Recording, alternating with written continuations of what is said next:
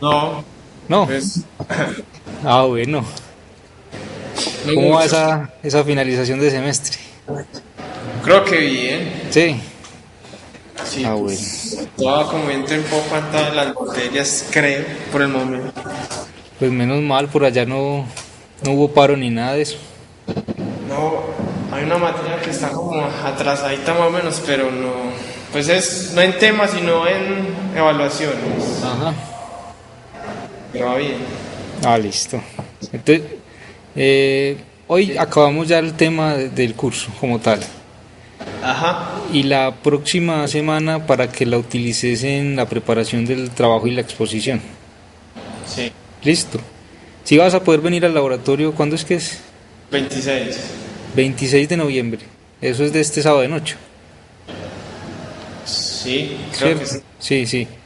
Listo. Entonces, ¿qué te parece si para ese día entonces la exposición? Sí, sí, profe, está bien. Bien. Y el examen entonces lo haríamos el jueves, sería como primero ya, primero de diciembre.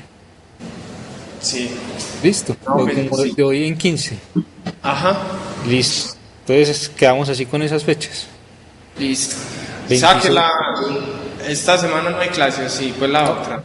no, o sea, Ahí no se hoy terminamos el tema. La otra no nos encontramos, salvo que vos quieras que discutamos algo sobre la exposición previamente, o sea, tema, material, pero eso lo podemos hacer por Virtual Meeting o por plataforma, ¿cierto? Y ya el sábado sería, nos encontraríamos acá y ya dentro de 15 días el examen final, pues el examen de esta tercera parte del curso. Sí, Listo. sí. Bueno, entonces eh, hoy vamos a empezar con vamos a hablar de las semiconductores, de algunas aplicaciones, sobre todo darle importancia a la aplicación base, que es la unión PN.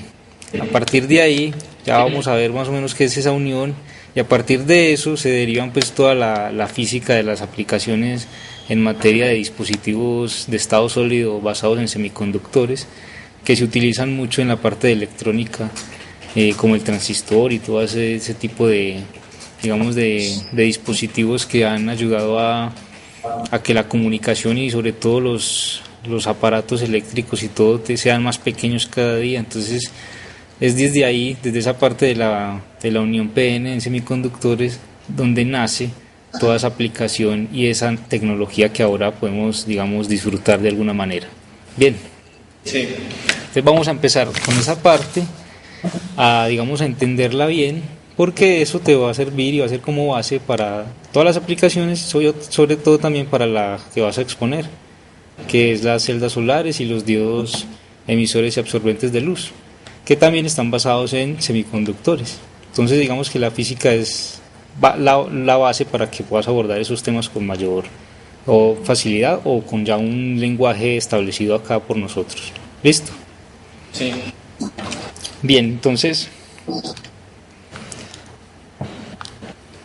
vamos a empezar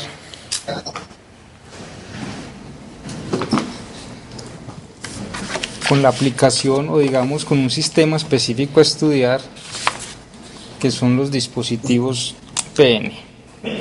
Vamos a llamar esto dispositivos semiconductores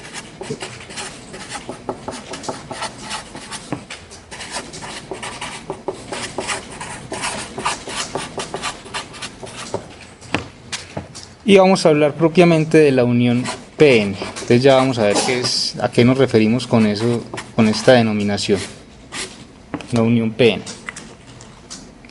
Entonces nosotros vamos a tener dos tipos de semiconductores o un material semiconductor con dos características específicas, es decir, con dos regiones. Vamos a tener un semiconductor dividido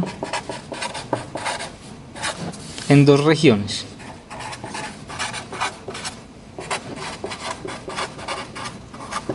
Estas dos regiones específicamente van a tener una conductividad eléctrica diferente.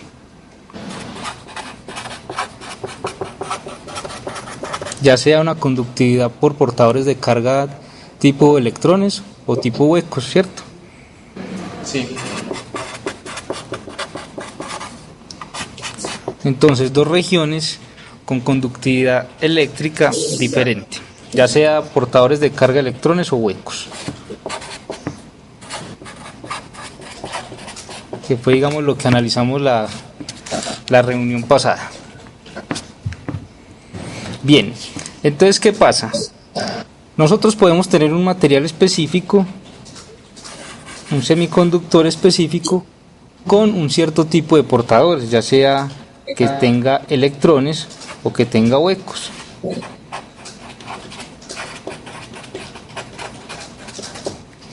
Pero nosotros también podemos en el laboratorio de alguna manera dopar, es decir, ingresar a la estructura de este material otro tipo de elemento que sea compatible, digamos, químicamente con él, para que este nuevo elemento le done electrones o le genere ausencias de electrones, que es lo que nosotros llamamos hueco. Entonces, ¿qué va a hacer este elemento exterior? Lo que va a hacer es a propiciar a que existan un poco más de portadores de carga, ya sean electrones o huecos.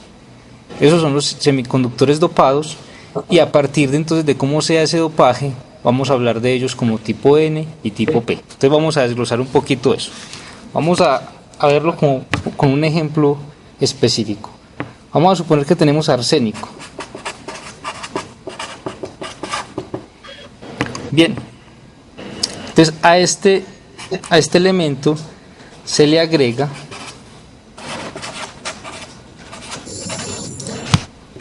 un semiconductor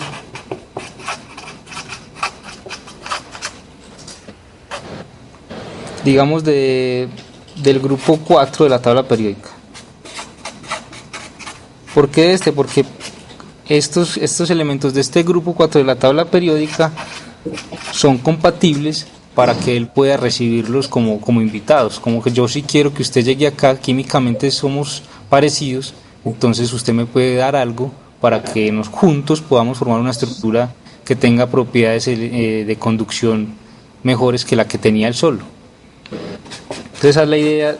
No se puede dopar con cualquier elemento, o sea, que es que tengo un montón de elementos en la tabla periódica y yo empiezo uno por uno a ver qué me sale. No, entonces ya sabemos, por ejemplo, que si vamos a hablar de elementos químicos, ya sabemos que a nivel atómico necesitamos utilizar la mecánica cuántica. Sabemos que tenemos electrones y que esos electrones deben cumplir unas leyes, por ejemplo, como el principio de exclusión de Pauli. Entonces vos no puedes meter elementos ahí como diciendo el que me salga ahí. No, ya tenés unas reglas específicas de las cuales debes tener cuidado a la hora de, digamos, montar un experimento en un laboratorio. Tiene que ser algo serio, basado entonces en la teoría que estás aprendiendo, ¿cierto? En este caso. Entonces vamos a dopar el arsénico con un elemento de la tabla periódica. Este elemento vamos a suponer que tiene 5 electrones de valencia, es decir, 5 electrones en su capa más externa. Entonces el elemento dopante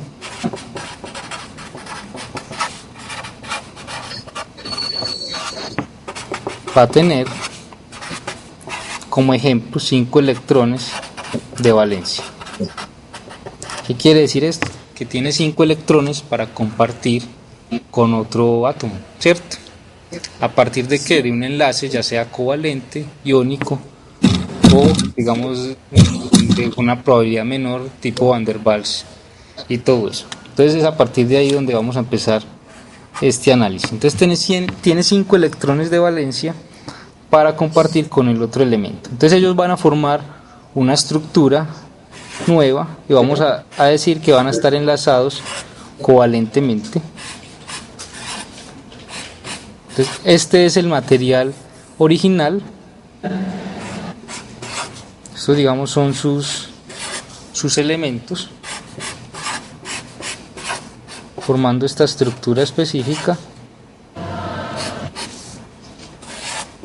y este que está acá con rayitas es el elemento exterior, el que estamos tratando de introducir en esa estructura, o lo que nosotros llamamos el elemento dopante. este que está acá.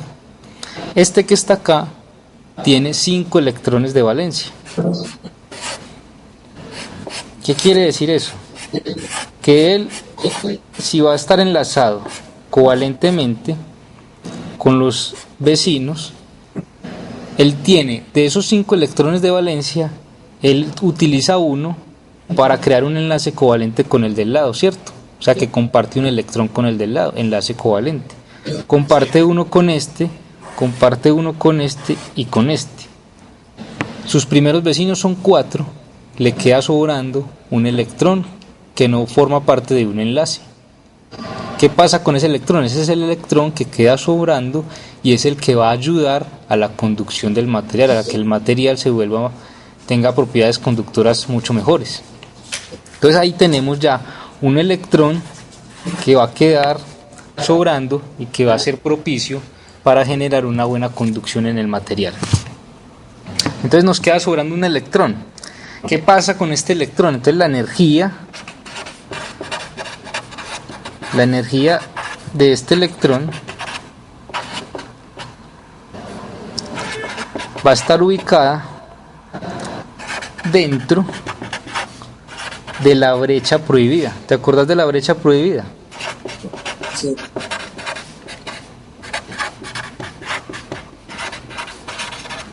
Va a estar dentro de la brecha prohibida de energía.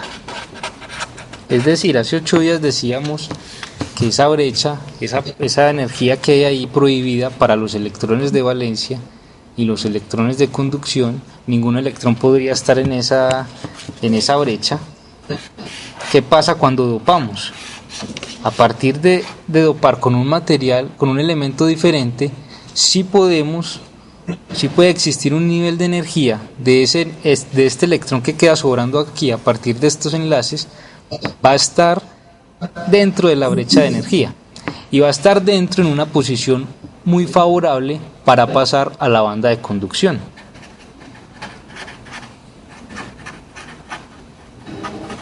Entonces tenemos banda de valencia y banda de conducción. Entonces, ¿qué pasa? ¿Dónde va a estar ese electrón? O la energía de ese electrón va a estar ubicada cerca a la banda de valencia, a la banda de conducción, en este nivel, por ejemplo, que está ahí con rojo.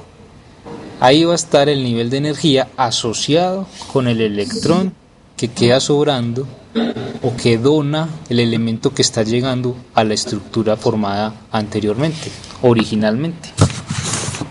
Entonces, ¿qué pasa? Nosotros tenemos que esto es un gap de energía o una brecha de energía delta D, que es prohibida para los electrones que están acá en la banda de valencia. Y tenemos que este nivel de energía es el nivel de energía para el electrón que nos regaló el elemento que llegó.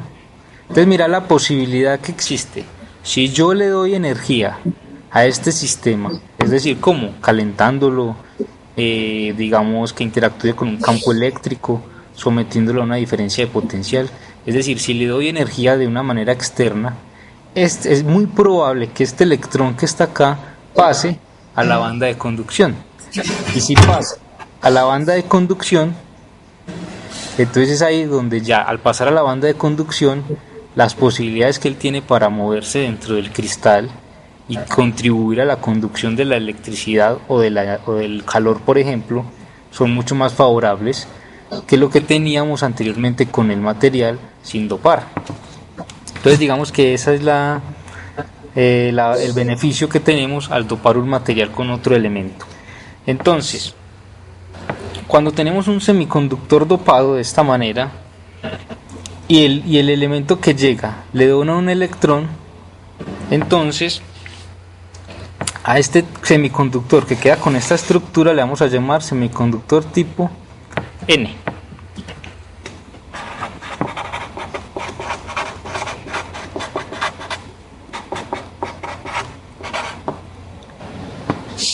N de negativo, es decir, de que le está dando portadores de carga negativos. ¿Por qué? Porque le está regalando un electrón a la estructura, un electrón que puede contribuir considerablemente a las propiedades de conductividad, ¿cierto? Entonces, a este tipo de semiconductor dopado, ¿te acuerdas cuando hace 8 días, seguramente no te acordás, cuando estábamos hablando de semiconductores, cuando hablamos de semiconductores naturales decíamos que eran semiconductores intrínsecos y que cuando yo dopaba con un elemento extra, entonces ya esos semiconductores se llaman semiconductores extrínsecos, es decir, semiconductores que han sido dopados con un material, digamos, de una forma exterior, ¿sí? Sintética. Bien, entonces tenemos este tipo de material, semiconductor tipo N. Entonces ahí ya nos vamos acercando a lo que es la unión tipo PN. Entonces, ¿qué pasa? Es posible que el elemento dopante, por ejemplo, siguiendo el ejemplo que tenemos, si el elemento dopante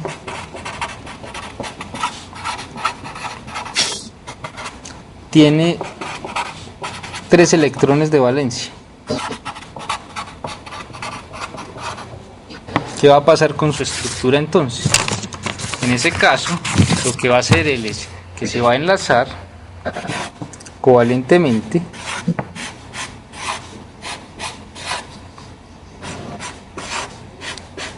con sus vecinos.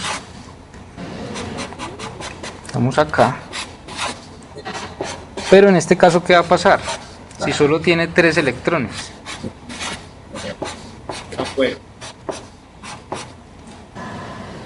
Él tiene 4 vecinos, ¿cierto? Sí. Pero este elemento dopante solo tiene 3 electrones para compartir. Entonces, ¿qué va a pasar?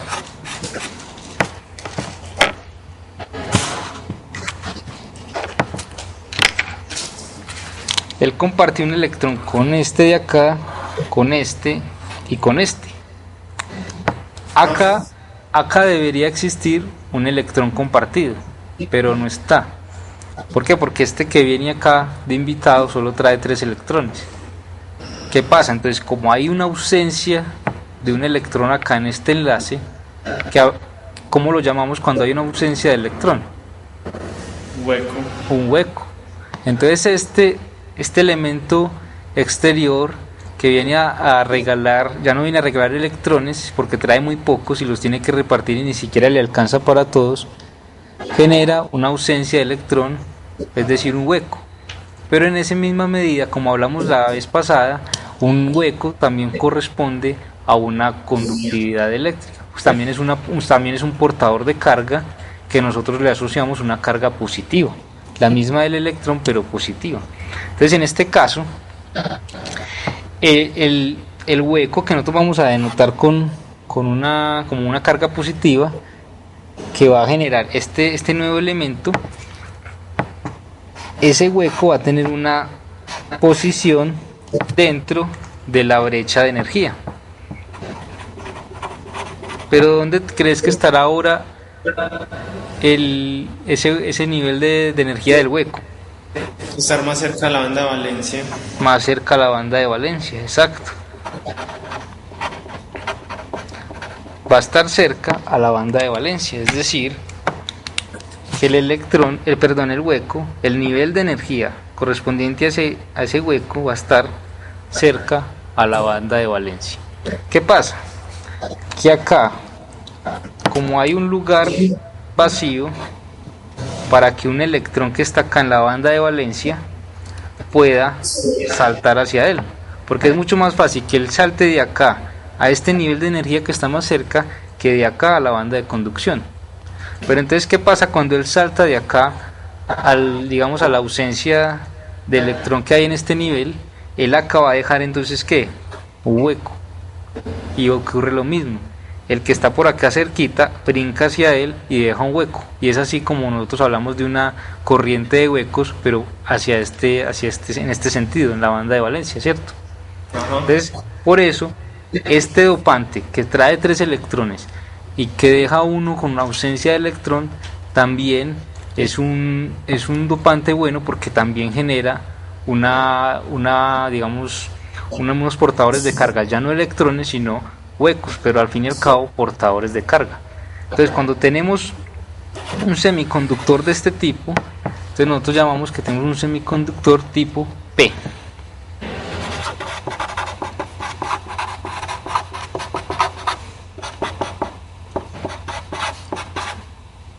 Este P, por supuesto, es de positivo, de portador de carga positivo. Entonces, ahora bien, tenemos semiconductores tipo P y tipo N, dependiendo del dopante que tengamos. Cuando hablamos de semiconductores tipo N, es decir, los que acabamos de ver, nosotros decimos que el elemento que llegó lo llamamos una impureza y es un elemento donador. Tenemos un semiconductor tipo N, entonces la impureza es simplemente el elemento que vamos a introducir en el material original. Entonces digamos que en la literatura se le denomina la impureza. Esa impureza, para el caso de portadores, para el caso de semiconductores tipo N, es decir, ese elemento que llega a regalar un electrón, esa impureza se le dice que es una impureza donadora.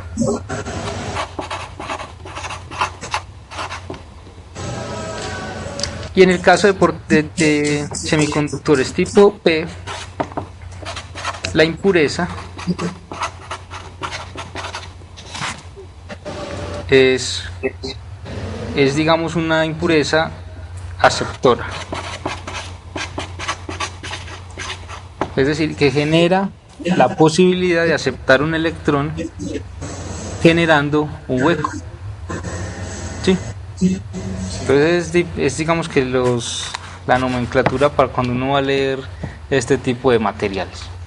Pero entonces lo importante es, ¿qué pasa si nosotros generamos una unión de estos dos semiconductores, tipo P y tipo N? Entonces vamos a ver qué pasa físicamente allí. Entonces, ¿qué pasa si unimos dos semiconductores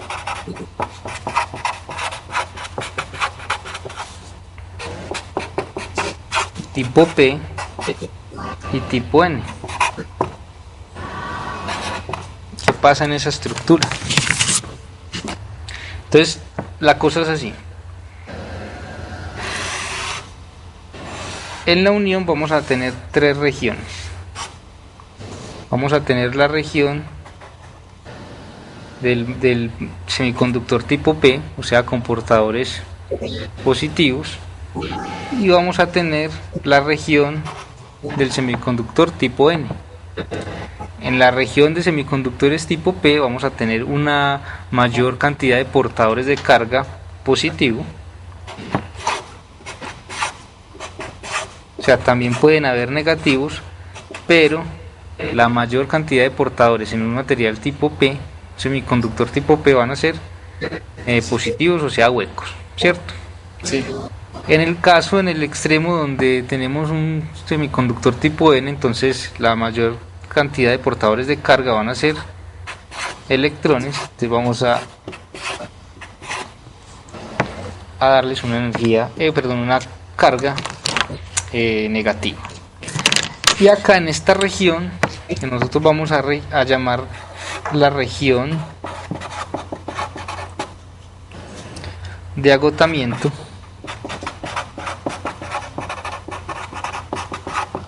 es donde se van a generar las características físicas de estos materiales. ¿Qué pasa en este caso? Nosotros tenemos acá un conjunto de huecos y acá un conjunto de electrones. ¿Qué pasa? Es favorable que estos electrones tiendan a llenar estos huecos que hay acá, ¿cierto? Entonces lo que pasa es que hay un transporte o un proceso de difusión. ¿Qué quiere decir un proceso de difusión? Que aquí tenemos, en este lado del material tenemos la mayor cantidad de portadores de carga como electrones. Y acá tenemos muy pocos portadores de carga electrones. Entonces cuando hay una diferencia entre la densidad de portadores, la naturaleza tiende a equilibrar esas dos cosas. Entonces un proceso de difusión es aquel que tiende a llevar partículas de un material para equilibrar la concentración de esas partículas dentro del material como tal. Entonces aquí hay dos procesos de difusión. Los electrones tienden a ir al lugar donde están los huecos, porque donde están los huecos hay muy pocos portadores de carga negativos. Y los huecos tienden a ir al lugar donde están los electrones, porque allá en ese lugar hay muy poca concentración de portadores de carga positivos. Entonces lo que se va a dar es que vamos a tener en esta región portadores de carga, en este caso acá negativos,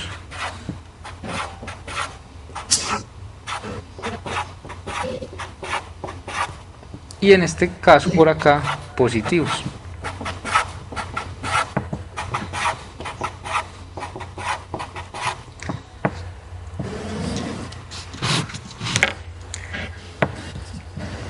Digamos que en el caso ideal esta región va a tener, digamos, a estos portadores de carga van a estar fijos.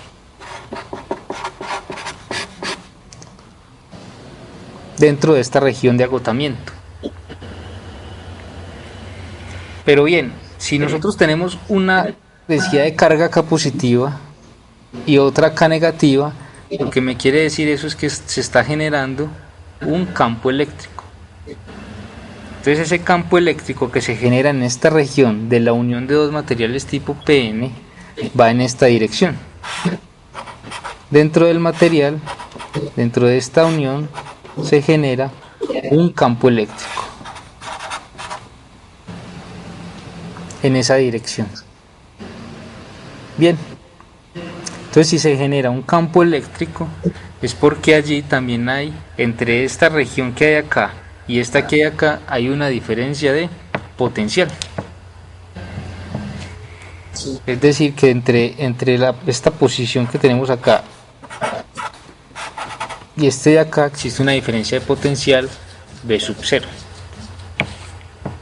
Bien, entonces nosotros, digamos, si vamos a definir el sistema de referencia, vamos a definir X hacia allá positivo.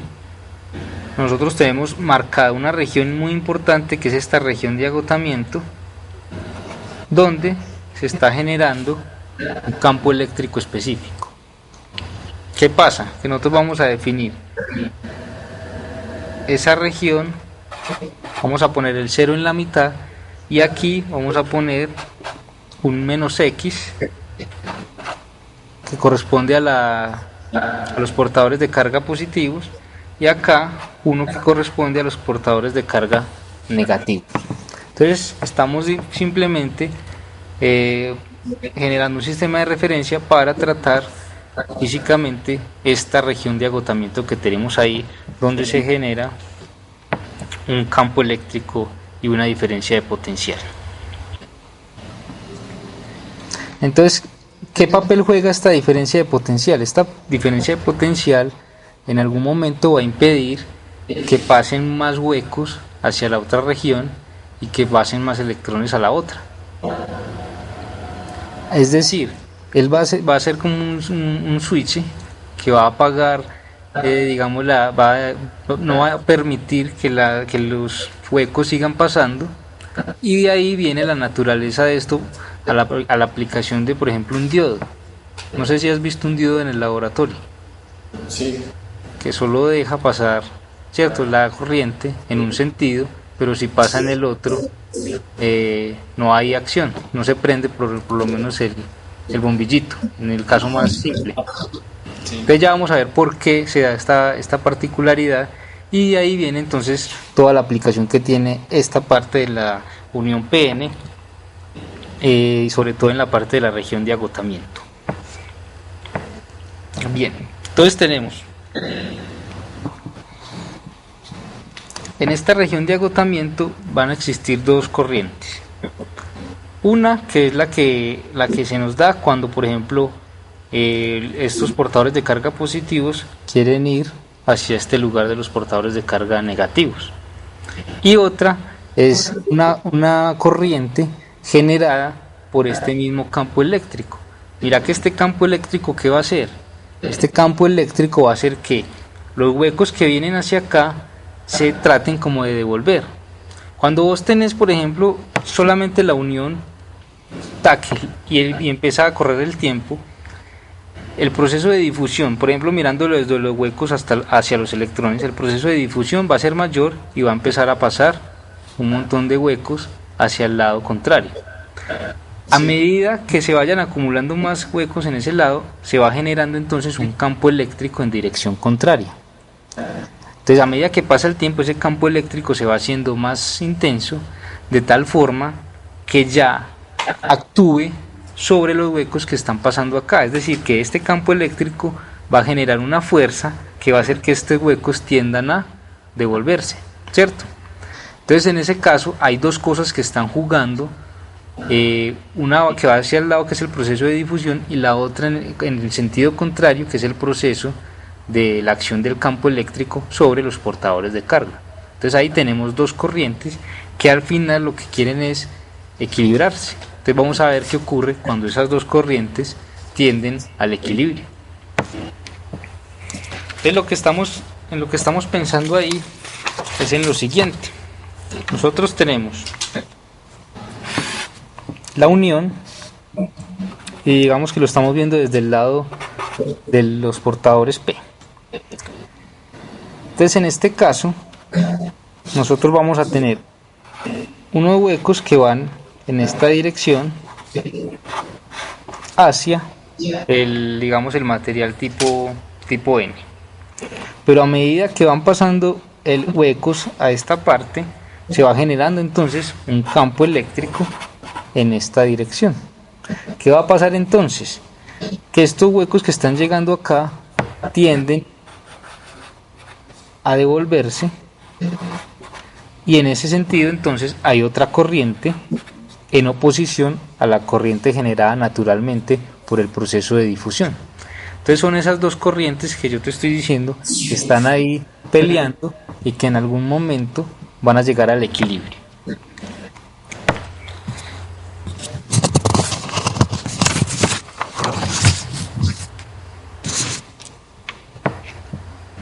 Entonces, si llegamos al equilibrio,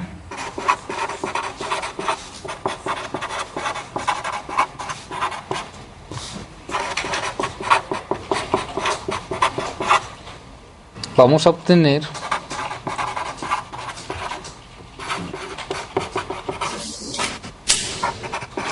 una magnitud específica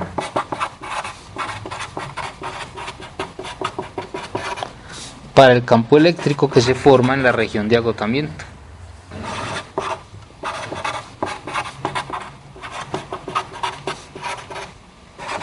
¿Qué pasa con esta magnitud del campo eléctrico específica? Esa magnitud específica va a garantizar que la corriente de difusión, es decir, la que va hacia allá, y la corriente de arrastre, que es la que asociamos a la corriente que genera el campo eléctrico dentro de la región de agotamiento, sean la misma.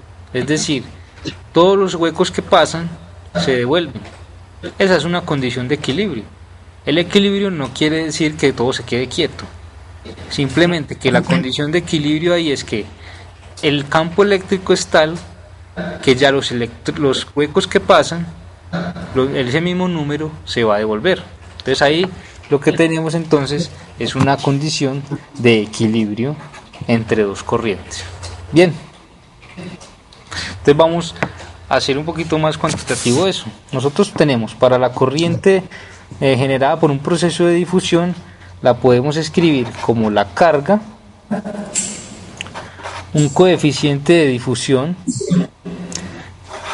por el gradiente. En este caso nosotros estamos hablando de una sola dirección, una sola componente X, entonces hablamos de la derivada ¿de qué? Del número de portadores en el material tipo P. Entonces esa corriente que va hacia allá está dada por la carga, un coeficiente de difusión que se le asocia a cada material, por la razón de cambio de esos portadores dentro de este material, es decir, cómo cambia la posición de los portadores, en este caso huecos, la posición respecto a qué, a X, cómo se mueven respecto a X. Como vamos a llegar a un equilibrio, eso debe ser igual a la corriente que es generada, ¿por qué? Por el campo eléctrico. Entonces esa corriente también va a tener que ver con la carga, va a tener que ver con la movilidad electrónica, es decir, ¿qué es esa movilidad electrónica? Esa movilidad electrónica es cómo responde un electrón o un portador de carga, en este caso hueco, cuando se aplica un campo eléctrico específico al material. Entonces, dependiendo de ese coeficiente de la movilidad, uno dice, bueno, si aplico un campo eléctrico específico, ese electrón va a adquirir una velocidad específica, y entonces nosotros hablamos de una buena movilidad o de una mala movilidad. Entonces mira que estamos asociando la carga siempre, porque las corrientes son portadores de carga. Estamos hablando de un coeficiente que me dice cómo se van transportando en ese material. Uno en el proceso de difusión y otro por la acción del campo eléctrico. Y acá vamos a tener el campo eléctrico. Y aquí me falta la densidad de portadores, es decir, para la corriente electrónica va a tener que ver con el número de portadores que están viajando en esta dirección contraria respecto al campo eléctrico que se genera en la región de agotamiento. Entonces tenemos igualdad entre corriente debido al proceso de difusión y la corriente debida al campo eléctrico generado en la región de agotamiento, que tiene que ver con cuántos portadores, o sea, este número P que hay acá es cuántos portadores de carga se mueven debido a la presencia del campo eléctrico. Bien. Sí. Entonces a partir de acá yo podría despejar el campo eléctrico, que va a depender de la posición X, y va a ser el cociente entre estos dos coeficientes, 1 sobre el número de portadores de carga por la derivada o la razón de cambio de esos portadores de carga respecto a X. Entonces, con esta relación podemos empezar a hablar de una región y definir los límites de la región de agotamiento. Es decir, nosotros podemos hablar de que si tenemos para X menores que menos X P sub 0 y X mayores o iguales que X n 0, entonces para esas regiones el gradiente de los portadores respecto a X va a ser igual a 0. ¿Sí te acordás de la región que te estoy hablando? Estos dos puntos en X me definen el ancho de la región de agotamiento. ¿Sí? Sí. Y estamos diciendo que si para X menores que este menos XP sub 0, digamos que la movilidad o digamos la corriente va a ser 0, y para X mayores que esta región de acá, que este límite de acá también va a ser 0. Entonces solo estamos concentrados en ¿qué? En lo que pasa dentro de la región de agotamiento. Bien, entonces si esto es 0, entonces por fuera, en esos límites, el campo eléctrico entonces va a ser 0. Entonces ahí estamos, digamos que solo entonces analizando lo que pasa dentro de la región de agotamiento como tal. Entonces, ¿qué podemos hacer? Podemos calcular la diferencia de potencial que genera el campo eléctrico dentro de la región de agotamiento. Entonces vamos a ver cómo es esa diferencia de potencial. Nosotros la habíamos llamado B sub 0 y es la diferencia de potencial que hay entre la región de material tipo N menos el potencial que hay en la región tipo P. Y como en estos días estás viendo este semestre campos, seguramente reconocerás que la diferencia de potencial se puede escribir como menos la integral del campo eléctrico producto punto con un diferencial de línea. ¿Sí reconoces esa ecuación? Sí. Bien. Entonces podemos escribir la diferencia de potencial entre dos puntos como esta integral. ¿Qué pasa? Que en este caso nosotros tenemos un campo eléctrico que tiene una magnitud que depende de la variable x. Ajá. Y que está dirigido digamos que en la dirección y o dirección x vector unitario. Y el de L, que es un diferencial de línea, ¿cierto? En este caso nosotros solo vamos a integrar en un eje, en una dirección que va a ser el eje x. O sea que ese de L vector va a ser simplemente de x. ¿En qué dirección? En la dirección del vector unitario y. Bien. Entonces, ¿qué pasa? Que estos dos vectores, el campo eléctrico y el diferencial de línea, son paralelos. O sea que el producto punto va a ser la magnitud de cada uno por el coseno del ángulo que ellos formen, que va a ser, como son paralelos, es 0. Entonces podemos escribir la diferencia de potencial como menos la integral del campo eléctrico por dx, ¿cierto? Sí. Bien, pero entonces, ¿cómo habíamos escrito el campo eléctrico? Nosotros habíamos hallado una expresión para el campo eléctrico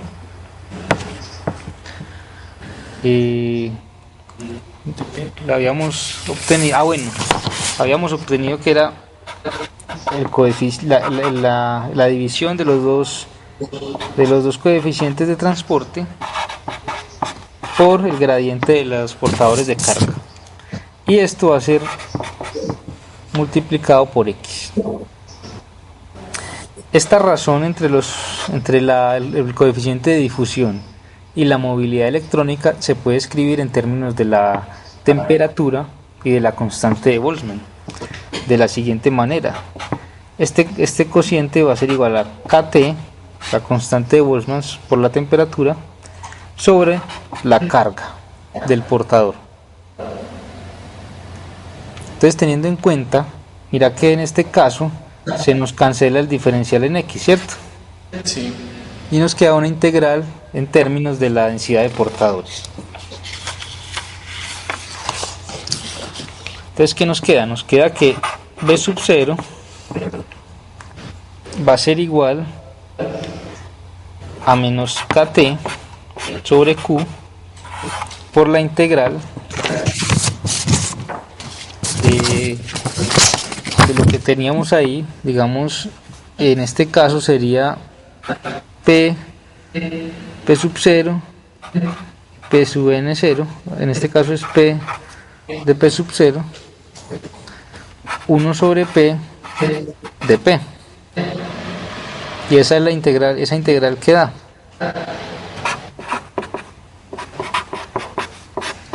¿Cuál es la integral de x sobre x?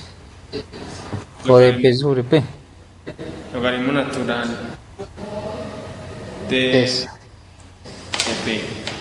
Logaritmo natural de los límites, ¿cierto? Ah, sí. En este caso quedaría p de n0 sobre p de p sub 0. Es decir, ¿qué es esta p de n0? La cantidad de portadores de carga que hay antes de que se genere la unión, y la cantidad de portadores de carga de tipo positivo, o sea huecos, antes de que se genere la unión. O sea, son las condiciones iniciales, ¿cierto? Sí. Bien. Entonces, simplemente para escribir la diferencia de potencial sin este menos, simplemente podemos escribir k Boltzmann t por el logaritmo de p sub 0 dividido p de n0, ¿cierto? Simplemente aplicamos propiedades del logaritmo para quitar este menos de acá, y acá simplemente. Sí. Bien. Entonces, en este caso obtenemos una relación entre el potencial que se genera debido al proceso de la unión y las condiciones iniciales del sistema, y hay una dependencia ¿con qué? Con la temperatura, lo cual es de esperarse, porque debido a partir de cómo sea la temperatura, estos electrones y los portadores de carga en principio van a tener más energía para poder trasladarse de un lugar a otro. Si estamos hablando de un semiconductor y vos aumentar la temperatura, les estás dando energía a esos electrones que hay, por ejemplo, en la capa de valencia, para que pasen a la banda de conducción. Recordad que en un semiconductor la brecha de energía prohibida es mucho más pequeña que la brecha prohibida que hay en un aislante. Entonces, en principio el semiconductor puede ser aislante, pero si nosotros lo calentamos, y entonces dependiendo de ese valor de la temperatura, los electrones pueden pasar de la banda de valencia a la banda de conducción.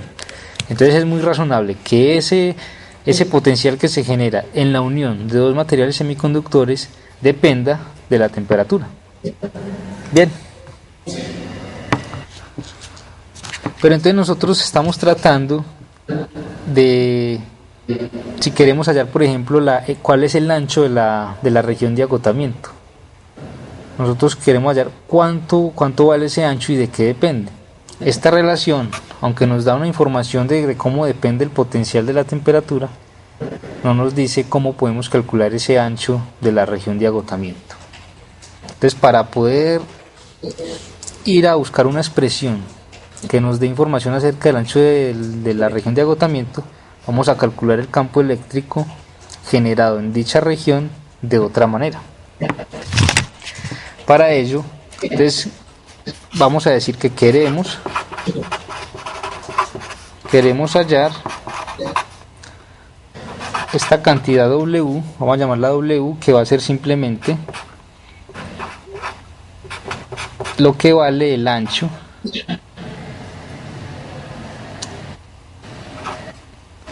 de la región de agotamiento.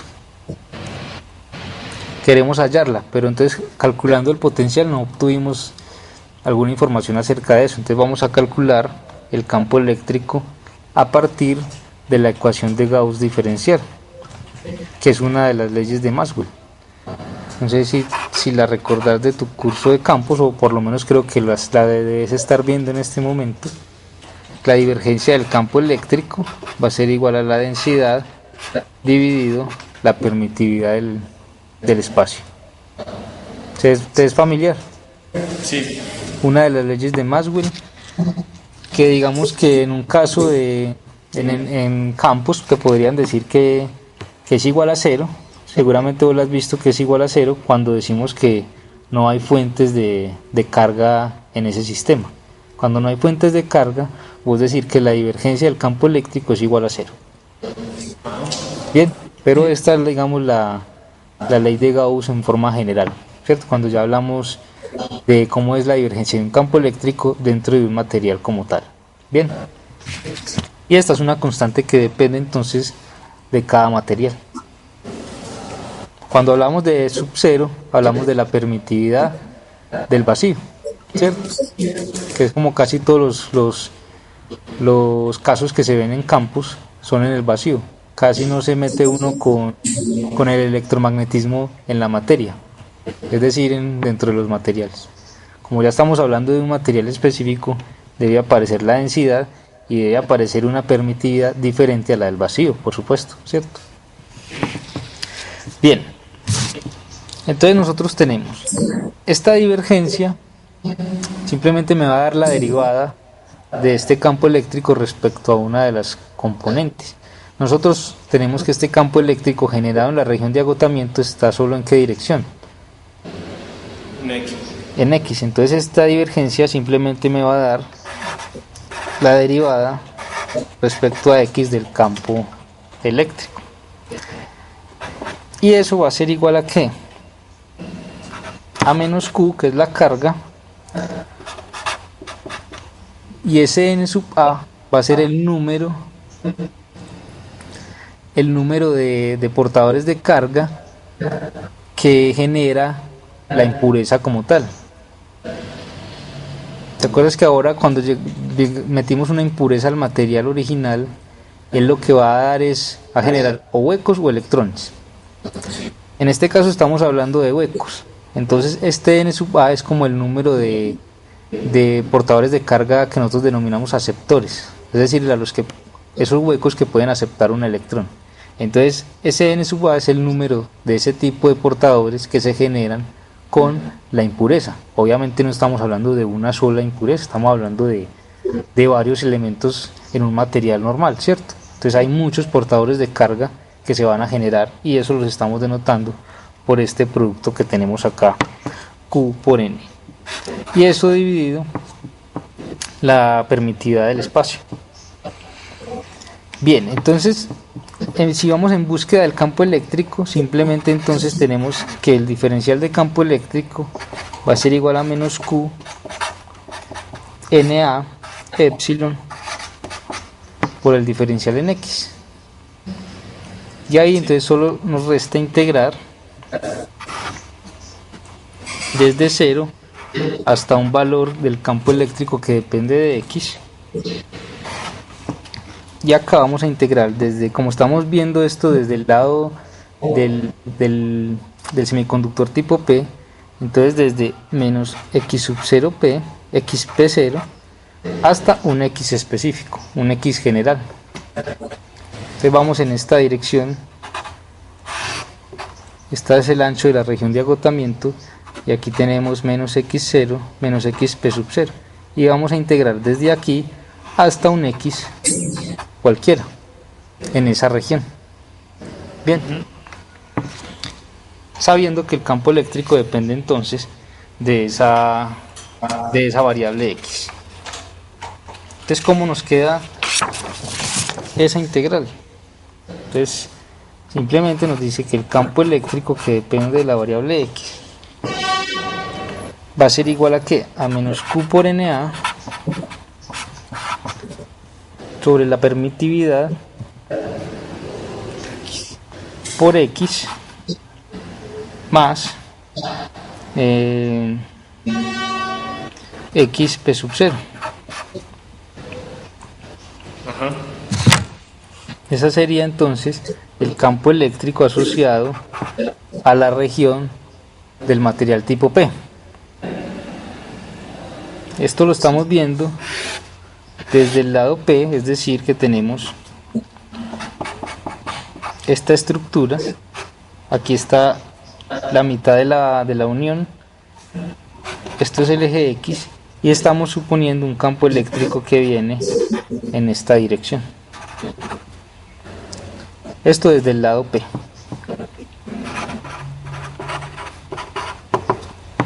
Desde P. Entonces ahí hallamos cómo es el campo eléctrico en esa región como tal. Entonces si nosotros vemos cómo se comporta gráficamente esta expresión para el campo eléctrico, nosotros podemos ver que en el eje X y en este otro eje vamos a calcular el campo eléctrico. Si nosotros tenemos que X es igual a 0, ¿cuánto nos va a dar el campo? Menos QNA. Exacto, o sea que nos va a dar por acá negativo, un punto por acá, y va a dar menos QNA sobre epsilon por la posición de la región de agotamiento en el lado P, ¿cierto? Sí. ¿Y qué pasa si X es igual a menos XP0? Da 0. Da 0. Entonces el campo eléctrico, cuando X es igual a menos XP0, digamos en una región por acá, menos XP0, el campo eléctrico es 0. Entonces, por supuesto, eso tiene un comportamiento lineal. En este caso es así. Si nosotros hacemos el mismo tratamiento, pero ahora desde el material tipo N, vamos a obtener, si ya vemos esto desde este punto acá, es decir, desde el material tipo N, Haciendo exactamente lo mismo, podemos obtener un campo eléctrico que va a ser igual a Q por n sub d epsilon x menos x n0. ¿Qué quiere decir ese n sub d? Entonces, como aquí estamos hablando ya del material tipo N, acordate que cuando hablábamos de material tipo N son los semiconductores cuyas impurezas les regalan electrones. Sí. Cuando hablamos de impurezas que regalan electrones, es decir, que estamos hablando de donadores, alguien que dona un electrón. Entonces, este n sub d corresponde a eso, al número de portadores de carga que generados por la impureza, y lo denotamos como n sub d, número de portadores de carga donados, ¿sí? Porque estamos en la región del material tipo N. Bien, entonces en este caso, si analizamos gráficamente de la misma manera esta expresión para el campo eléctrico ya en la región tipo N, ¿cuál es el comportamiento?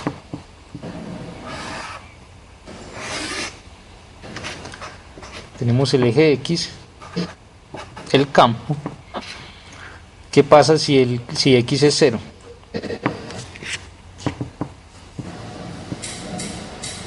Quedan en negativo otra vez. En negativo otra vez, es decir, un punto acá que va a ser menos x nd sobre epsilon por x n sub 0.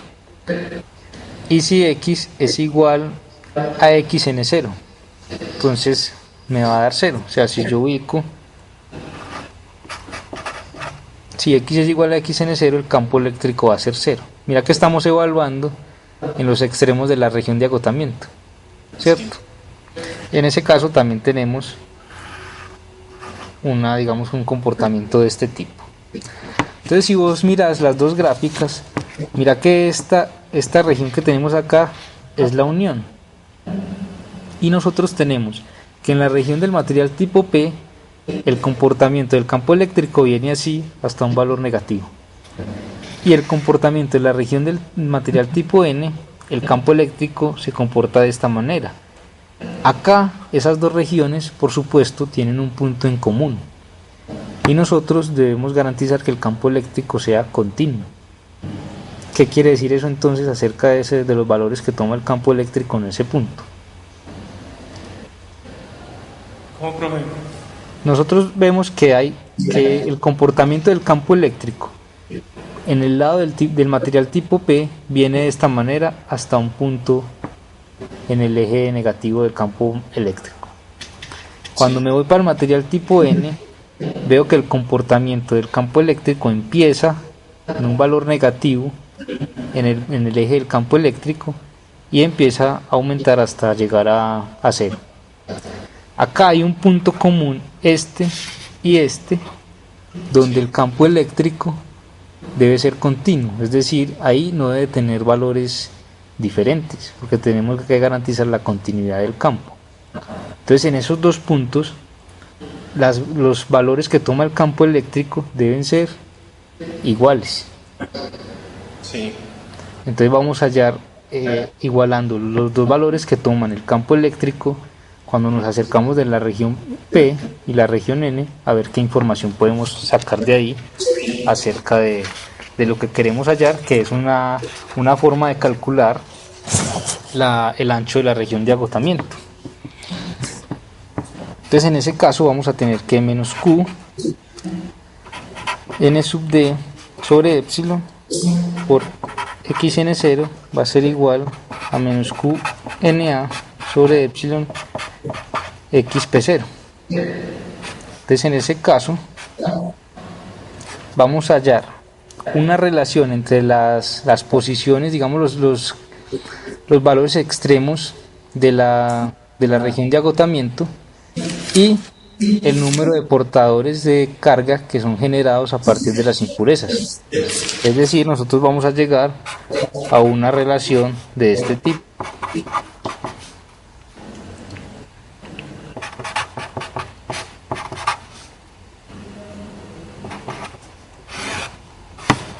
Y ya por lo menos tenemos una relación, aunque no tenemos una expresión todavía que nos diga cuánto es el ancho, sí tenemos algo que nos puede decir cuánto vale la posición de los límites que me digamos me delimitan la región de agotamiento.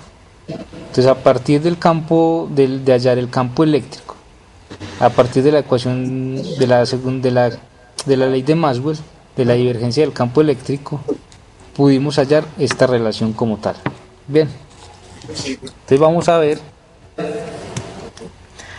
cómo en esto simplemente nos dice cómo está relacionado el ancho de la región de agotamiento con el nivel de dopaje que tiene cada tipo de material, es decir, cada material que hace parte de la juntura. Entonces, dependiendo del nivel de dopaje que tengan los elementos que yo estoy poniendo ahí, vamos a tener un ancho de la estructura, un ancho de la región de agotamiento. Solamente eso es lo que podemos leer de esta relación, que la región de agotamiento, el ancho de la región de agotamiento va a depender del número de portadores que genere la impureza que yo estoy metiendo, ¿cierto? Sí. Bien. Estas no necesariamente tienen que ser iguales. Por ejemplo, uno podría tener que el número de portadores tipo hueco es mayor que el ND en este caso, entonces vamos a tener un porcentaje de portadores de carga tipo hueco mayor a un porcentaje de carga tipo negativo. En ese caso, uno en la literatura puede encontrar que las uniones se caracterizan por ser P más N. Una unión P más N quiere decir simplemente que el número de portadores de carga tipo hueco es mucho mayor o es mayor al tipo de portadores de carga tipo electrón. Simplemente como una cuestión de notación, por si alguna vez lo encontrás ahí en la literatura. Bien. Muy bien. Entonces, sigamos en el camino de hallar cómo es el ancho de la región de agotamiento, y para ello vamos a hallar cómo es la diferencia de potencial generada en uno de los extremos y en el otro. Entonces, es decir, vamos a ubicarnos otra vez en el lado P.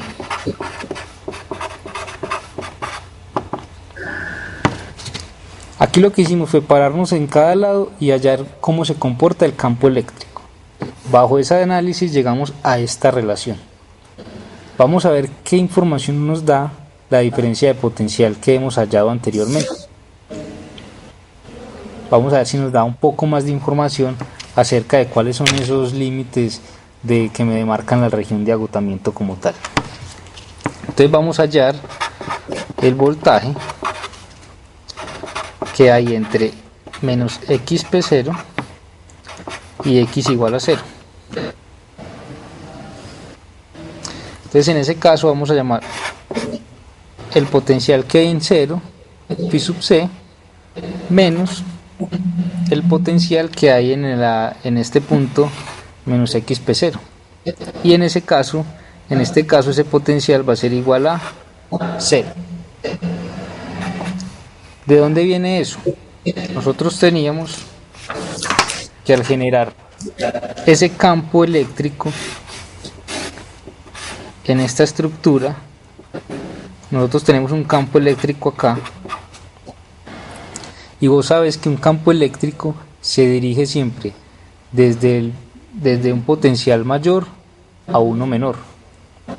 Es decir, que si este campo eléctrico viene en esta dirección, es porque esta región de acá está a un potencial mayor que la región que hay acá.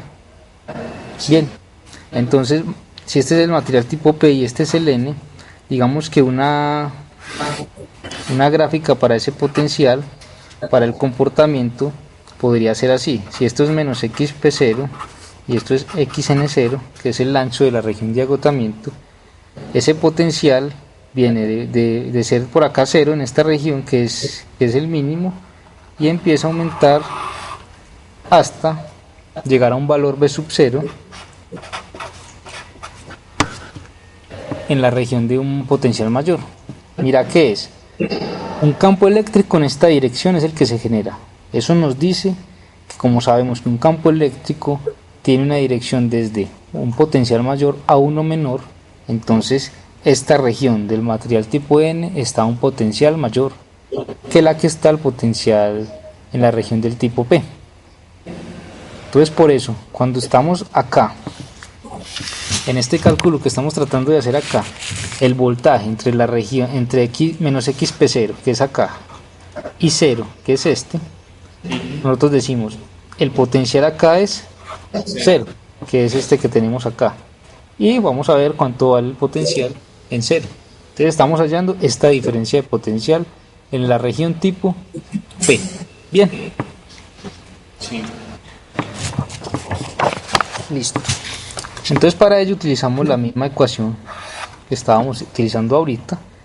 Los límites va a ser xp0 hasta 0, la integral del campo eléctrico en dx. Entonces, ¿cómo nos queda? Nos queda que phi sub c va a ser igual a menos la integral del campo eléctrico. El campo eléctrico en la región tipo P la habíamos hallado antes y nos había dado menos Q por N sub A sobre epsilon X más XP0, ¿cierto? Sí. Eso era lo que habíamos obtenido hace un momento. Entonces vamos a ver cuánto nos da esta integral, una integral sencillita. En ese caso vamos a tener que phi sub c va a ser igual a ¿qué? A Q N sub A por la permitividad del espacio, y esto va a ser x al cuadrado medio más xp sub 0 por x, esto evaluado entre menos xp0 y 0, ¿cierto? Sí.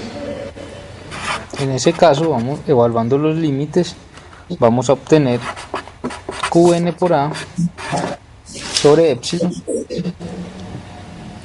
me va a quedar menos xp0 al cuadrado sobre 2 más xp0 al cuadrado. En ese caso voy a obtener entonces Qn por A epsilon xp0 cuadrado medios. ¿Sí? Sí. ¿Sí me seguís ahí? Sí, sí, claro. Bueno, si hay alguna duda me preguntas. Es la integral de x y de dx, ¿cierto? Sí. Bien, entonces tenemos una expresión para la diferencia de potencial que hay entre el punto menos xp0 y 0, ¿cierto? Eso es este resultado. Entonces ahora nos vamos para el lado n.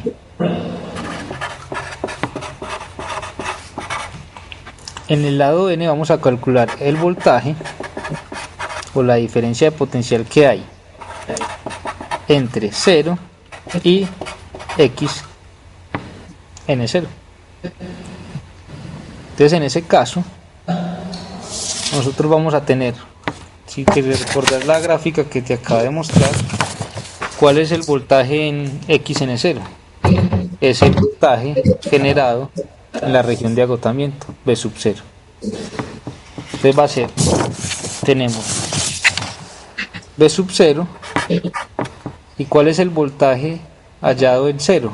El que acabamos de hallar, phi sub c. Sí. Entonces tenemos B sub 0 menos phi sub c, y este va a ser igual a menos la integral desde 0 hasta x n0 del campo eléctrico que ya habíamos hallado anteriormente, que nos había dado x menos x0. Estamos simplemente reemplazando la expresión que habíamos obtenido para el campo eléctrico en la región P y ahora en la región N. Bien, entonces haciendo la integral vamos a llegar a que esta diferencia de potencial entre 0 y el punto xn0 va a ser igual a qnd sobre epsilon xn0 al cuadrado sobre 2.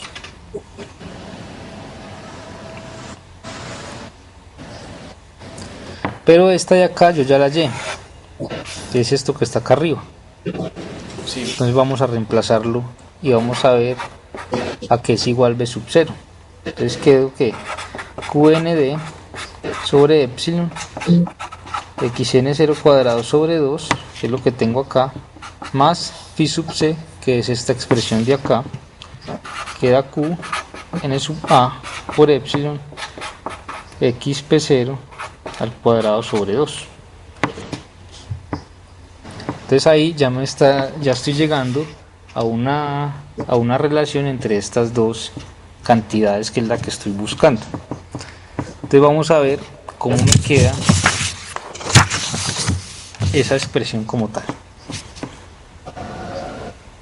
Entonces esto es igual a que b sub 0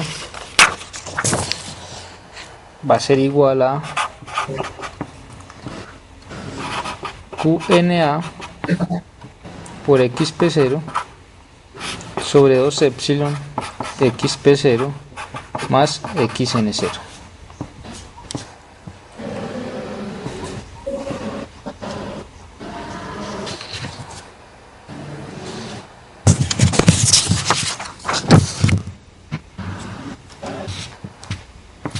En este caso, ¿qué estamos utilizando? ¿Te acordás del anterior? Cuando hallamos el campo eléctrico, nosotros llegamos a que estas expresiones debían ser iguales.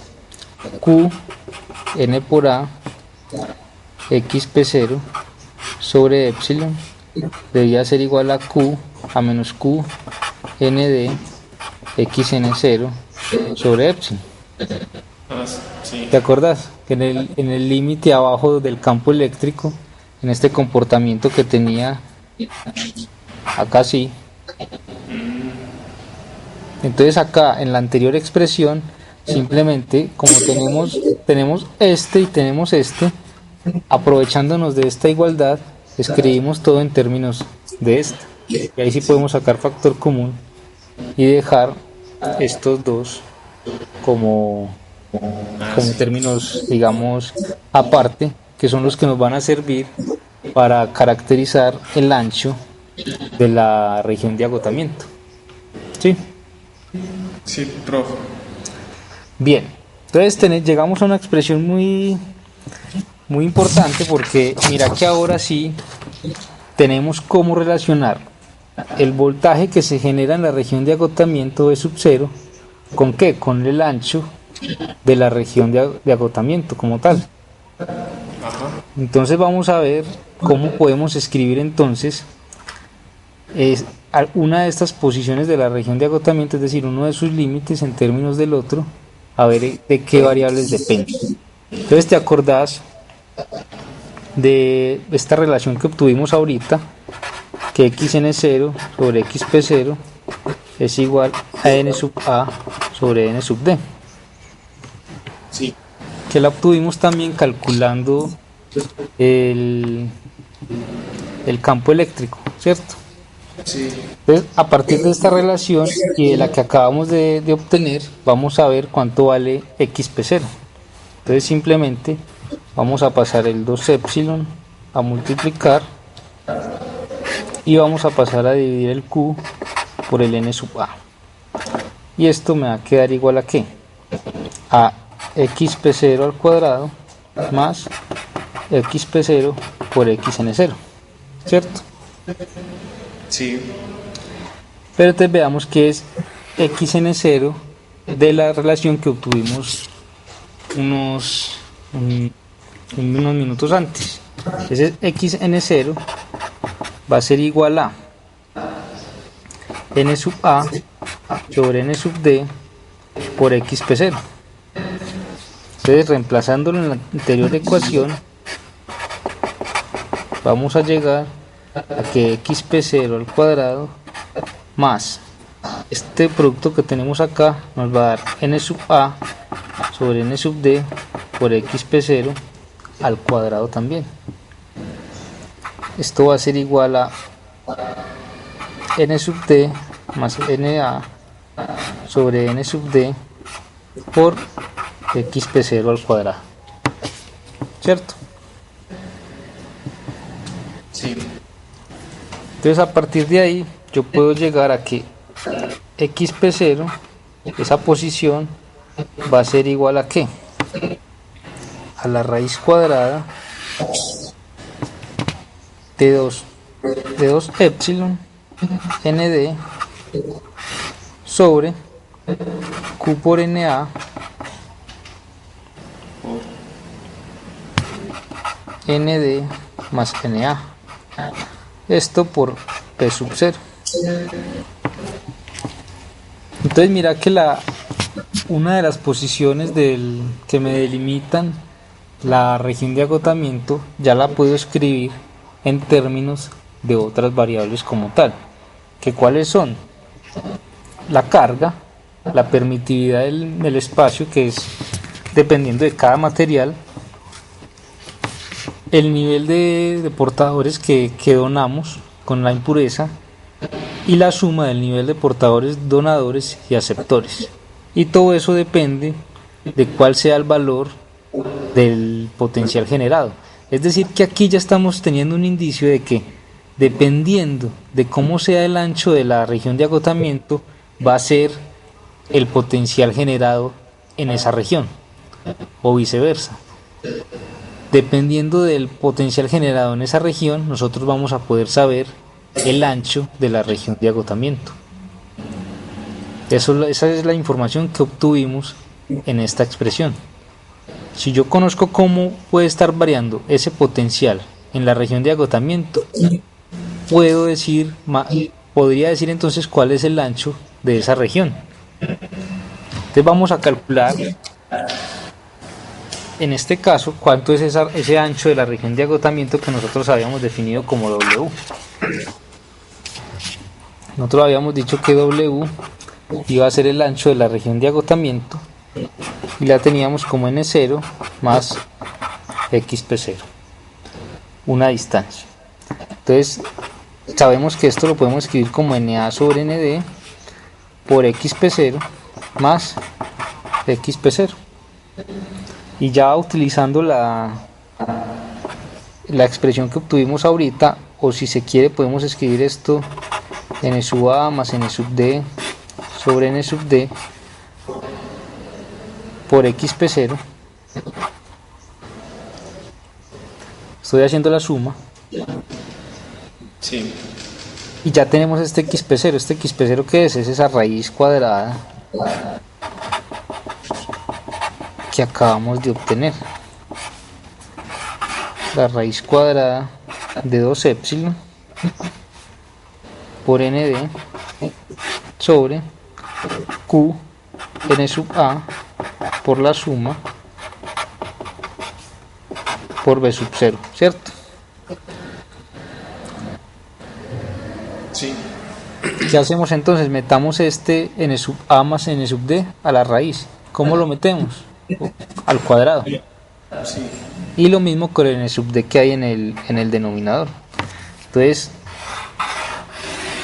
¿cómo nos va a quedar esta expresión? Nos queda 2 epsilon n sub d, metemos el n sub a más n sub d al cuadrado, todo por b sub 0, dividido q n sub a por n sub d al cuadrado por la suma que tenemos desde el principio. Entonces en este caso podemos ver que se nos cancela este término con este y un n sub d con este otro n sub d. Entonces el ancho de la región de agotamiento nos va a quedar de la siguiente manera. Nos va a quedar 2 epsilon n sub a más n sub d sobre q por n sub a por n sub d, y esto acá multiplicado por la diferencia de potencial generada entre la región de agotamiento. Entonces hemos llegado, Juan Fernando, a poder decir que si nosotros tenemos cómo medir la diferencia de potencial que se genera en la unión de dos materiales tipo P y tipo N, es decir, la región de agotamiento, el voltaje que se genera ahí, yo puedo decir cómo va a ser el ancho de esa región de agotamiento. Y veo que si ese potencial aumenta, la región de agotamiento aumenta, Sí. ¿cierto? Ajá. Entonces ya encontramos una relación directa entre una variable que se puede medir, que es una diferencia de potencial, con algo que nosotros en principio no podríamos medir tan fácilmente como es ese ancho de la región de agotamiento. No podríamos medirlo fácilmente, o sea que es una medida indirecta a partir de una variable que sí podemos medir, que es una diferencia de potencial. Eso sí es, digamos, instrumentalmente mucho más fácil de medir como tal. Entonces esa es la ventaja de este tipo de expresión. Ahora bien, hasta aquí hemos simplemente unido dos materiales tipo P y tipo N y hemos visto qué pasa dentro de su unión. Hemos visto que se genera un campo eléctrico, que si ese campo se genera es porque existe una diferencia de potencial, y llegamos a una relación entre el ancho de esa región de agotamiento con el voltaje que se genera. Este voltaje es el voltaje natural que se genera ahí en la región de agotamiento. Pero ¿qué pasa si a una unión tipo PN la conectamos a una diferencia de potencial externa? ¿Qué pasa con eso? Entonces vamos a ver qué pasa si conectamos esa unión PN a una diferencia de potencial externa como tal.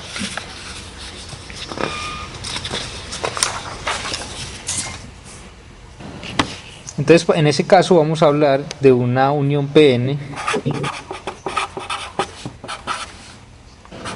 polarizada.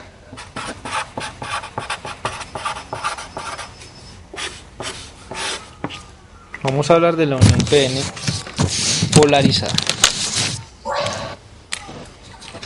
Entonces, acá lo que queremos saber es cómo cambian las propiedades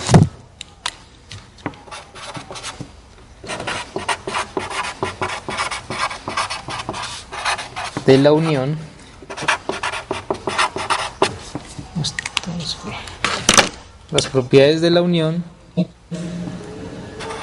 si se aplica sobre ella un campo eléctrico.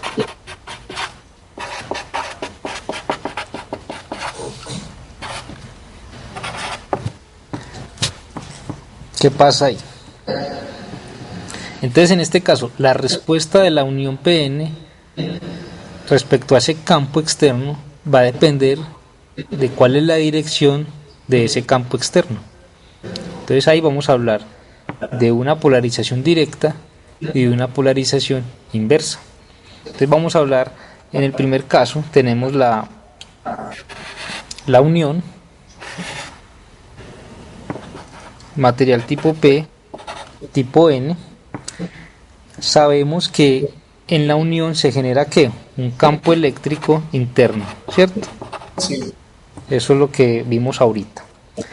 Y nosotros vamos a conectar esto. Esto va a ser tierra. Y aquí, en este otro extremo, vamos a poner un potencial A aplicado, un B sub A. Eso es B sub A. Entonces, en esta región hay un potencial, una diferencia de potencial aplicado. ¿Esto qué genera? Genera un campo eléctrico externo. Y recordando que un campo eléctrico siempre se dirige de la región de un potencial mayor a uno menor, entonces el campo eléctrico en este caso va a estar dirigido en esta dirección. Este es el campo eléctrico externo. Mira que va a estar en contraposición del campo eléctrico interno, ¿cierto? Sí. Entonces en este caso lo que tenemos es dos campos que están, digamos, actuando sobre los portadores de carga como tal. Entonces, a medida que yo aumento la diferencia de potencial externa, voy aumentando el campo eléctrico externo, y como están en direcciones opuestas, entonces el campo eléctrico interno tiende a disminuir.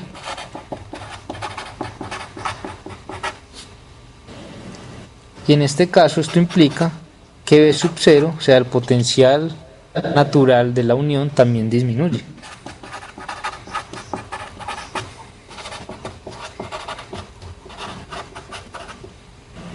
Y si disminuye B sub 0, también debe disminuir ¿qué? La separación. Exacto. El ancho de la región de agotamiento. Es la región de agotamiento. Exacto. Bien. Entonces, en este caso, ¿cómo va a ser, digamos, gráficamente el efecto del campo eléctrico externo generado por una diferencia de potencial en la unión? Entonces tenemos que gráficamente podemos pensar esto de esta manera.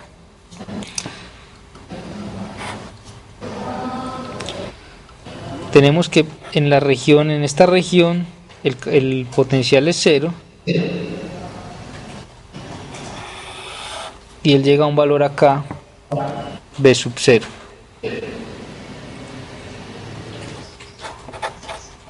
Esto es sin campo eléctrico aplicado, ¿cierto? Cuando aplicamos el campo eléctrico, lo que hace es subir este nivel, esta diferencia de potencial que hay acá entre este punto y este es B sub A. Entonces la diferencia de potencial que se genera, bueno, este B sub 0 viene hasta acá, ¿sí? Y el B sub A es simplemente la diferencia que hay entre estos dos, tal que la diferencia de potencial efectiva va a ser la que hay en este pedacito, y esa diferencia de potencial efectiva la vamos a llamar B sub J, como potencial de la juntura o algo así, y va a ser igual a la resta de B sub 0 menos B sub A. Entonces es como tener un campo eléctrico interno en esta dirección y un campo eléctrico externo en esta dirección. Al final, el resultante campo eléctrico va a ser un poquito menor. Este va a ser el campo eléctrico resultante después de que las dos contribuciones estén ahí, digamos, actuando sobre los portadores de carga. Entonces tenemos un campo interno generado simplemente por la juntura y un campo eléctrico externo generado por la diferencia de potencial que hemos, digamos, obtenido externamente. Y esos dos campos van en direcciones opuestas y el efecto de ese campo entonces es disminuir ese potencial entre digamos, los extremos de la juntura. Si disminuye ese potencial, entonces va a disminuir el ancho de la región de agotamiento como tal. Entonces sabemos que si B sub A aumenta, es decir, el potencial aplicado aumenta, el campo externo va a aumentar también. Entonces cada vez el campo externo va a ser comparable con el campo eléctrico interno que tenemos allí. Entonces en este tipo de estructura, la que tenemos acá, esto es lo que se llama polarización directa.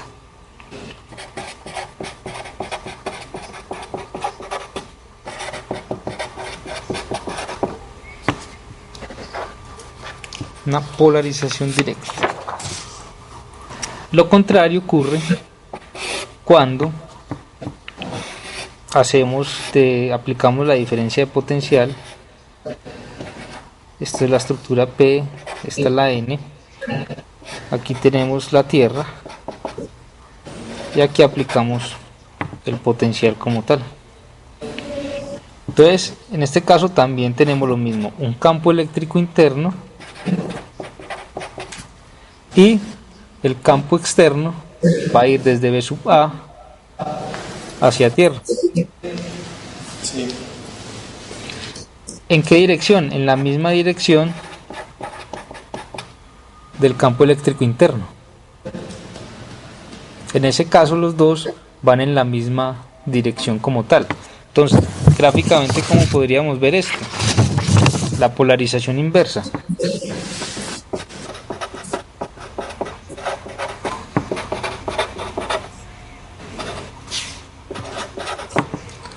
Esto es polarización inversa. Entonces tenemos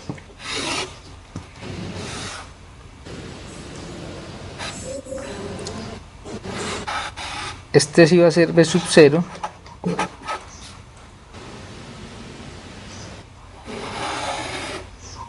y este va a ser B sub A. Entonces mira que en este caso el potencial total va a ser B sub J y va a ser igual a que a la suma.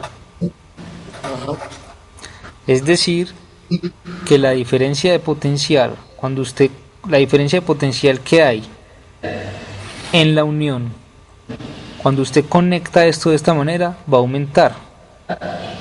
Es decir, que va a ser muy difícil para los huecos que vienen de acá para acá pasar esa diferencia de potencial.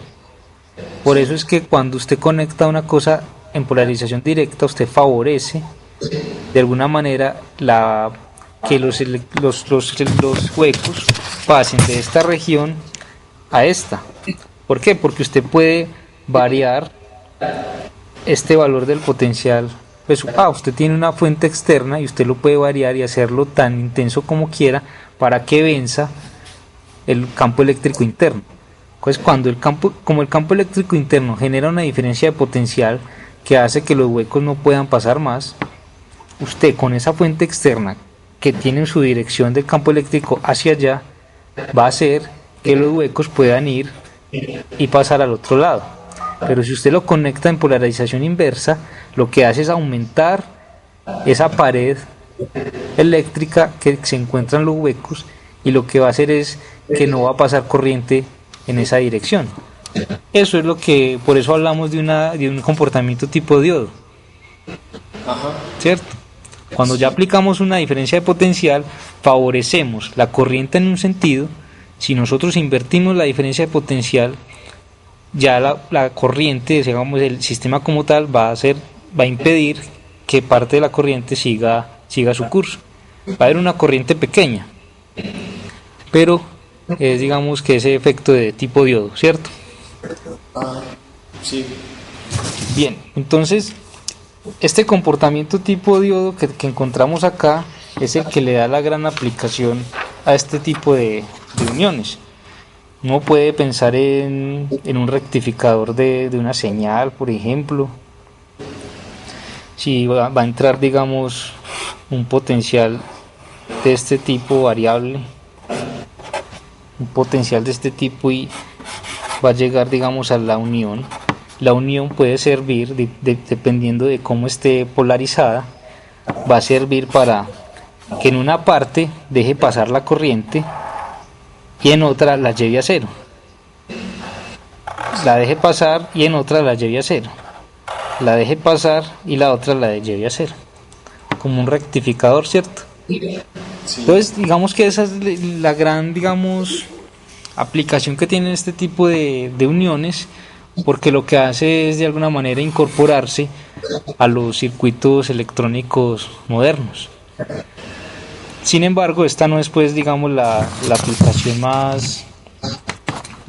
más efectiva, porque ya se han encontrado otro tipo de digamos, de aplicaciones bajo esta misma estructura de la unión PN, pero ya digamos que, por ejemplo, una aplicación directa de esto es el transistor, ¿cierto? A partir del transistor, toda esta parte de la electrónica digamos que el éxito de la electrónica actual, digamos que depende mucho de este aparatico, que viene siendo una unión PN de este tipo. Es decir, nosotros tenemos una unión, puede ser PNP, donde el material que hay en la mitad es mucho más, digamos, más estrecho que las otras dos. Entonces, en términos del transistor, a este de acá uno le llama el emisor, al material que hay en la mitad uno lo llama la base, y a este el colector. Entonces mira que dependiendo de dónde vos apliques la diferencia de potencial, vos vas a tener un comportamiento electrónico específico. ¿Por qué? Porque si vos aplicas la diferencia de potencial así, esto es tierra, y lo aplicas acá, y acá tenés el potencial B sub A, por ejemplo, un potencial, estos dos, esta unión, esta PN va a estar polarizada directamente, ¿cierto? Sí. Desde P hasta N. Pero esta de acá va a estar polarizada inversa. Entonces de esa manera es como opera este tipo de estructura electrónica. Ya pues habría que meterle a esto, por ejemplo, porque cuando vos haces que estos portadores de carga vayan a pasar hacia este material de acá, vos lo que querés acá es hacer acá es amplificar una corriente. Cuando vos metes acá una poca corriente, lo que querés sacar es acá una corriente mucho más alta por el colector. Entonces eso va a depender de cómo pasen estos portadores de carga a través de esta unión que tenemos acá, que en el transistor se llama base. Entonces ya dependiendo de cuántos portadores de carga existan acá en este material, cuánto está dopado, es decir, cuántos portadores de carga tiene, entonces usted va a tener que hacer un circuito alterno a este lado para poder sacar portadores de carga que estén acomodándose acá y estén impidiendo el paso de los que vienen del otro lado. Digamos que ese es el papel del circuito alterno que hay acá conectado a la base del transistor. Ya cuando usted logra, digamos, obtener el circuito como tal, usted va a hacer que la corriente que sale por el colector sea beta veces la corriente que pasa por el emisor. Es decir, los portadores de carga que salen de acá van a ser mucho mayores que a los portadores que salen en la región del colector. Esa es, digamos, la función del transistor más específica. Digamos, amplificar una corriente. Y con este digamos, circuito alterno con el que usted va, digamos, a regular, por medio de la base, usted va a regular el paso de la corriente, es decir, el paso de los portadores de esta región a esta región. ¿Cuál es la diferencia, por ejemplo, en un transistor con efecto de campo? Que ya no se regula por medio de una corriente acá, sino de un voltaje. Y digamos que eso es un poco más efectivo a la hora de hablar de consumo de energía. Pero entonces toda la base de ese tipo de aplicaciones en las telecomunicaciones está basada en la unión PN. Por eso le hicimos tanto énfasis acá a esta parte, porque si uno entiende cuál es la física que ocurre dentro de una unión PN, entonces ya es mucho más fácil entender la aplicación como tal de esa, que está basado en lo que pasa en esa unión, y entender sobre todo el comportamiento de polarizado directamente y polarizado inversamente, que es, digamos, la propiedad más importante que tiene este tipo de unión, porque es el que nos dice cómo va a pasar la corriente, si lo va a dejar pasar o no. Entonces de ahí vienen las aplicaciones. Puede servir como un regulador de voltaje, como un rectificador, como un switch, es decir, si pasa tanta corriente, que el circuito se apague, que el circuito se prenda. Ya son, digamos, aplicaciones en la ingeniería, en la parte de electrónica, que también tiene su aplicación en la parte de telecomunicaciones, por supuesto, ¿cierto?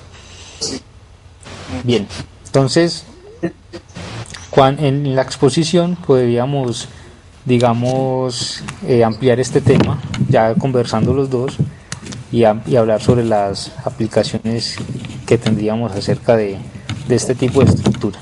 Bien. Sí, profe. Listo, Juan Fernando. Entonces, vamos a dejar ahí por hoy.